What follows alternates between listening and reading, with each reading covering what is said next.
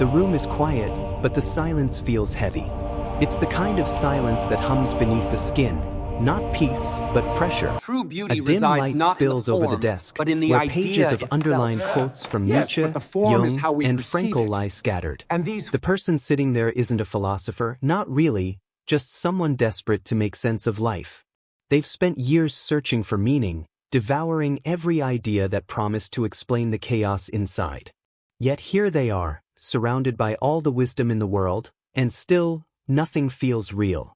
It's a familiar ache, one that hums beneath modern life, this constant craving to know why. Why we're here. Why it matters. Why it feels like something essential is missing, even when everything looks fine on the outside. The self-help era told us we need purpose to survive. The philosophers told us to define our meaning or perish in absurdity. And so, we made meaning another thing to chase, another finish line we never reach. We search through religion, spirituality, productivity, relationships, anything that can whisper back to us, you're on the right path. But the more we search, the more restless we become. Because meaning, once it turns into a goal, slips through our fingers. The moment we start demanding life to tell us what it means, life grows quiet. You wake up and everything feels slightly off.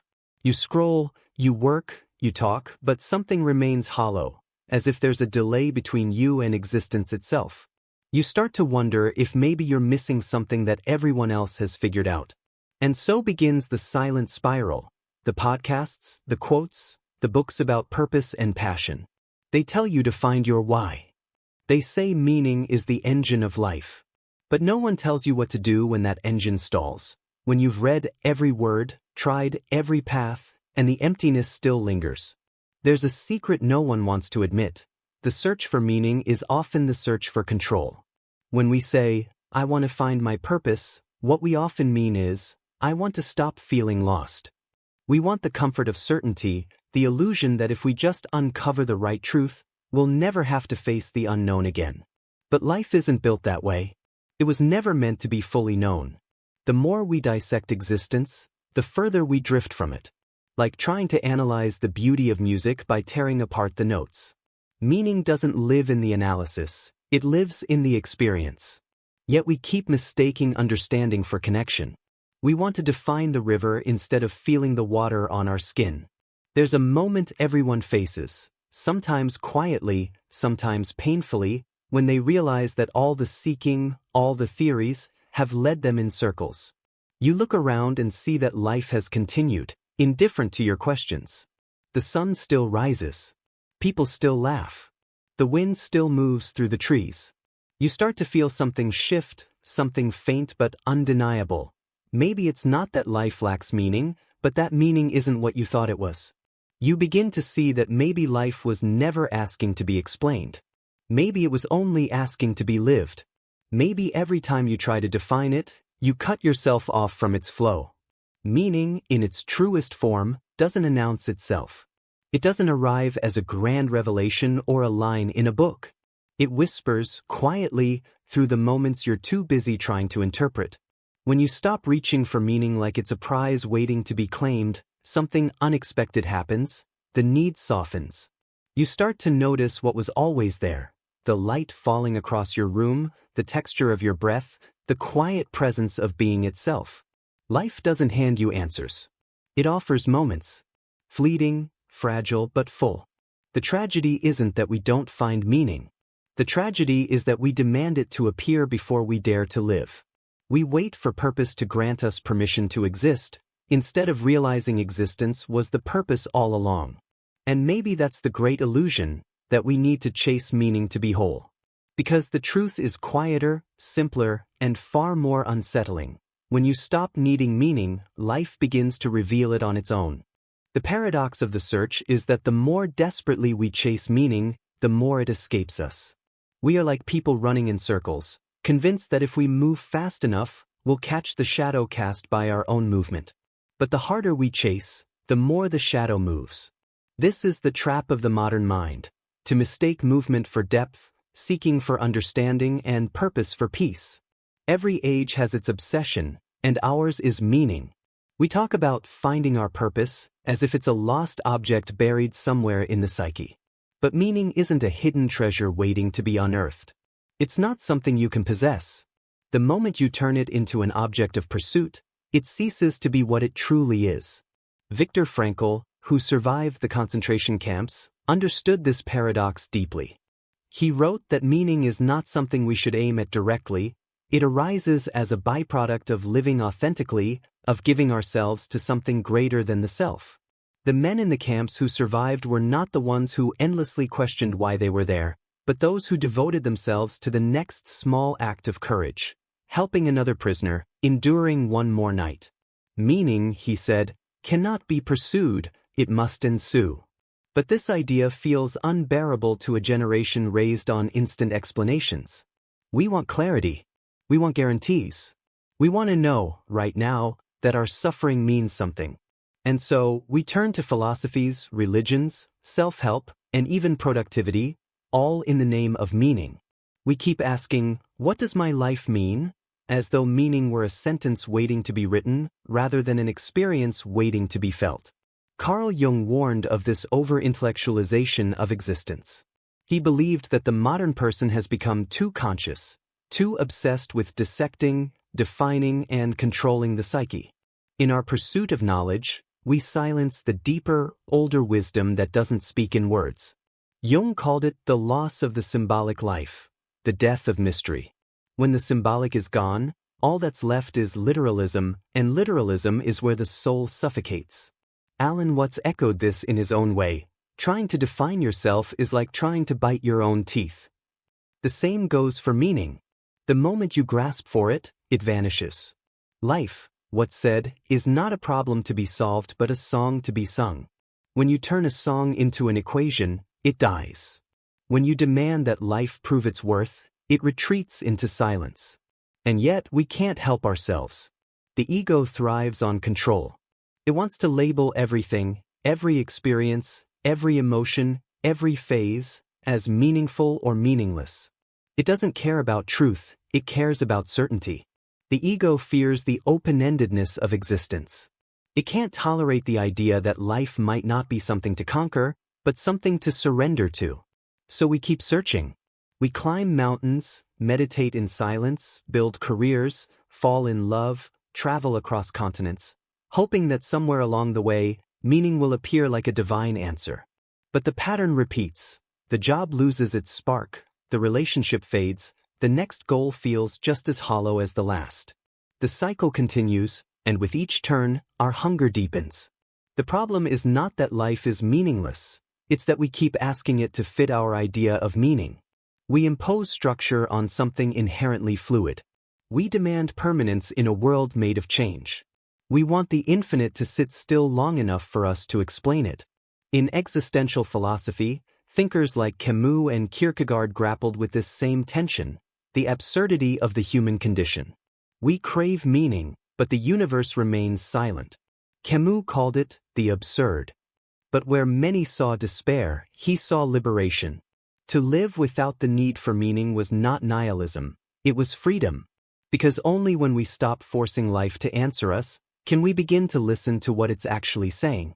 The silence of life isn't emptiness, it's invitation.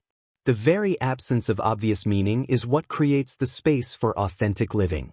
Meaning cannot be given, it must be lived into existence. Every act of kindness, every honest choice, every moment of awareness, these are not things we do to find meaning, they are the very acts through which meaning reveals itself. But the mind resists this. It wants cause and effect. It wants to know. The unknown feels like death to the ego, a loss of control, of identity. That's why so many people cling to fixed narratives about who they are and what their life should mean. We would rather live in false certainty than face the vastness of what we cannot name. And yet, life keeps whispering beneath the noise. You were never supposed to understand me. Because to understand is to stand outside of something, to separate yourself from it. But we are not separate from life, we are expressions of it. The wave can never define the ocean, it can only move with it. The more we chase definitions, the more disconnected we become from direct experience. We don't see the sunset, we think about it. We don't feel love, we analyze it. We don't listen to silence, we fill it. Our obsession with meaning is often a defense mechanism against the vulnerability of being alive without guarantees. But somewhere deep down, a quiet knowing remains, the recognition that life doesn't need to mean something in order to be beautiful. That perhaps the purpose of being alive is not to explain, but to experience. The paradox of meaning is that it reveals itself only when we stop asking for it. Like a reflection in still water, it appears only when the surface is calm. And so, the question begins to shift. Instead of asking what is the meaning of life, we begin to wonder, what happens when I stop needing one? That question marks the beginning of a new kind of freedom, not the freedom of answers, but the freedom of being. The moment we stop chasing meaning as an object to possess, we begin to sense it as a presence that was never gone. It has always been here, hidden not by the complexity of life, but by our insistence on defining it. Because meaning isn't found in words or philosophies. It's found in the quiet act of being fully alive.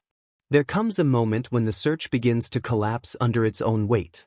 After all the theories, all the late-night thoughts, all the questions that circled endlessly without landing anywhere, you begin to feel a strange fatigue. Not the kind that sleep can cure, but the kind that comes from carrying an impossible burden. The need to make sense of everything. At first, this fatigue feels like failure. You think you've lost your way. The fire that once drove your search now flickers weakly. But in that exhaustion lies something sacred, the slow unraveling of control. When you've tried everything and nothing works, when the answers refuse to come, when the questions no longer comfort you, that's when life begins to whisper its quiet truth. You step outside one morning. The air is cool. The world, indifferent to your struggle, continues. The wind stirs the leaves, the sky shifts, a bird crosses the horizon. You stand there, not thinking, not analyzing, just breathing. And for a moment, there's nothing missing. No purpose to chase. No meaning to prove. Just this simple presence that has been here all along, patiently waiting for you to stop trying to capture it. This is the moment of surrender. Not defeat, surrender. The quiet falling away of the need to know. It's not something you can force. It happens when the mind finally grows tired of its own noise. When the intellect bows before the mystery of existence. When you stop asking life to make sense and begin to let it move through you. Carl Jung once said, "What you resist not only persists, but grows in size." For years, we've resisted the unknown. We've tried to conquer uncertainty with theories, to cage the infinite with words. But meaning is not born from resistance. It's born from allowing. The moment we stop struggling against the unexplainable, we discover a new kind of peace, the peace of not needing everything to be clear. In that stillness, meaning begins to reveal itself, not as a concept, but as an experience. You realize it's been present in the smallest things, in the way sunlight falls across your hands, in the laughter of a stranger, in the rhythm of your own breath. These are not signs pointing to meaning, they are meaning. They are life expressing itself through you, beyond thought, beyond reason. Alan Watts often compared life to music, something that isn't meant to be rushed to its end, but played. And maybe that's what this moment of surrender really is, remembering how to play. To move through life as if it were a melody, not a math problem. To dance without asking why the music exists. The ego hates this. It wants purpose, direction, identity. It thrives on the tension between where you are and where you should be. But surrender dissolves that tension. There's nowhere to go. Nothing to fix. The mind resists, it says, but if I stop searching, won't I become empty? Yet the irony is, only when you stop searching do you discover that emptiness was fullness all along. In the quiet after surrender, something wordless awakens. A still joy that doesn't depend on meaning. It's not the euphoria of achievement, nor the comfort of understanding. It's a deeper calm, one that doesn't rise and fall with circumstance. You begin to see life as it is, unfiltered, the raw, sacred texture of existence. There's pain, yes, but it's clean. There's uncertainty, but it no longer feels threatening. Everything becomes part of the same vast rhythm. Philosophically, this is the point where the seeker dies, and the witness is born. In Jungian terms, it's the moment the ego steps aside, and the self, the deeper consciousness, takes its rightful place. The shift is subtle but irreversible. You no longer see life as something happening to you, but through you. You realize that meaning was never something you were supposed to own. It was something meant to move through you, like wind through trees, like light through glass. Every attempt to hold it, define it, contain it only made you lose sight of it. But now you see. There's a humility that comes with this seeing. You stop demanding that life justify itself. You stop needing a story to make existence bearable. You stop believing that meaning must be monumental, that it must come with trumpets and revelations. You begin to see the divine in the ordinary, the sacred in the simple. And perhaps that's what life was waiting for all along, for you to stop reaching and start receiving, to stop explaining and start feeling, to let go of the tightness of needing to know and open yourself to the flow of being alive. You look around and suddenly the world feels alive in a way it never did before. The same streets, the same sky, the same people, but everything vibrates with quiet significance. Not because you found the meaning of life, but because you stopped demanding that it have one. Meaning arises naturally, like mist lifting from a lake at dawn, gentle, effortless, and unforced. You realize the greatest transformation isn't in understanding life, but in trusting it. Trusting that even without knowing, you can still move gracefully. Trusting that even without control, things unfold as they should. Trusting that even in silence, existence is speaking, not in answers, but in presence. And in that trust, something profound takes place.